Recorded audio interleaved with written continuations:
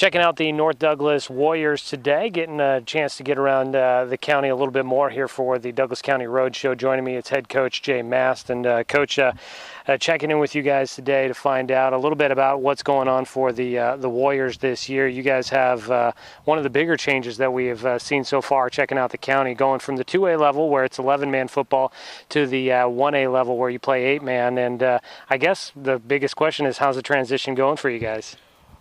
We don't know yet till we play somebody else. Yeah. You always look good against yourself. We'll go in Friday and play some pretty tough competition at a jamboree up in Lowell. Probably find out a little bit about ourselves up there.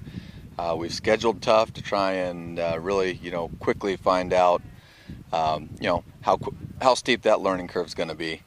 So they're working hard. It's a different game going from the offense we ran to 8-man. A lot of changes, a lot of stuff to learn. What are some of the biggest changes that you see that these guys have to make adjustments out there, going from an 11-man game to an 8-man game?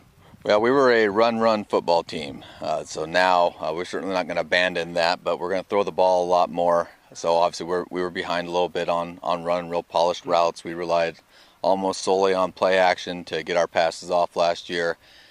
So teaching them that. Defensively, we go from a shell cover 3 football team to an 8-man. You got to man up a lot, and our guys had not done that, so we got to work beginning of the summer. We've had real good turnout, and so we're trying to get ahead of the curve as much as we can. But it's the only best way to learn is get out there and start playing, and we'll see where we are then. Exactly, yeah. Getting a chance to just get out there and get live game action, I'm sure will tell you a lot. But my initial thought of thinking about going from the 11-man game to the 8-man game might mean that maybe you've got an advantage just because your players had some of that experience playing at that 2A level versus the 1A level. But I guess it might also mean that they're not used to having to be, focused on so much out there, where you maybe have a guy that can back you up in an 11-man game, 8-man, not as many guys out there. Do you find that the difference between the two might put a little bit more pressure on a team, or is it an advantage for you to have had some guys that played at the 11-man game last year? I don't know there's a lot of advantage to that. It's just a completely different outlook on the game and how you play it. You are on an island a little bit more defensively, so there's definitely some more pressure out there on each kid individually, but I think that's across the board. I don't think that'll be so much of a problem as not letting old habits roll in and then you get beat. So we'll see. It's a lot of change. We're excited for it, though. Yeah, definitely. As for what you're bringing back this year, you mentioned you got some guys coming back on both sides of the ball. Who are some of the guys that you're bringing back with some of the most experience for you out there on the field? Ryan Rundell, Trenton Black have been go-to guys. Cordell Woolley, all 3 seniors. Really the heart and soul of our team. Got Kyle Gilmore, wasn't with us last year. He'd been with us in the past, is back, having a real great early camp, so we're looking for big things out of him. A lot of young guys return. We ended up starting, I believe, 5 freshmen in our playoff game last year, so it was tough. But that's great experience for them coming forward. So we like the group of guys we got. It's just a matter of how quickly those X's and O's and the changes can come together. You mentioned a little bit of a change in the offense. What do you're going to try and use the pass game a little bit more, but I guess is there a way that you can kind of describe what type of offense you plan on running? We'll still do a lot of the same things.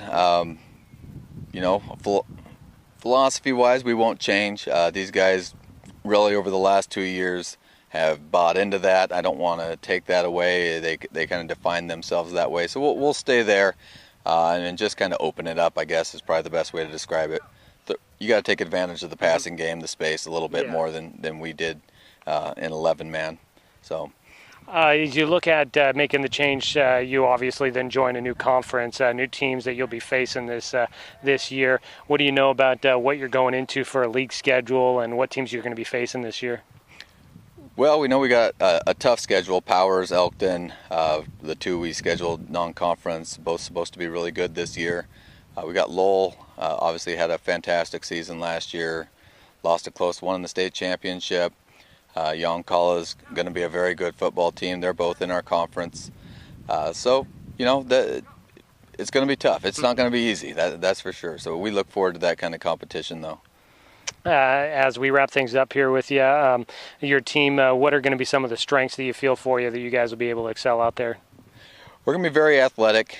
We got a lot of running backs on this team. Unfortunately, now only really can put 2 in at a time now. So we've had to move some guys around and have some guys very unselfishly move in and play some different positions for us that, they started in last year.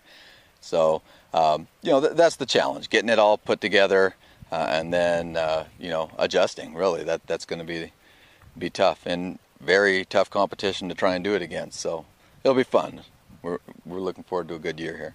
Looking forward to it. Well, good luck at the 1A level and good luck with all the changes. All right. Thank you. Thank you.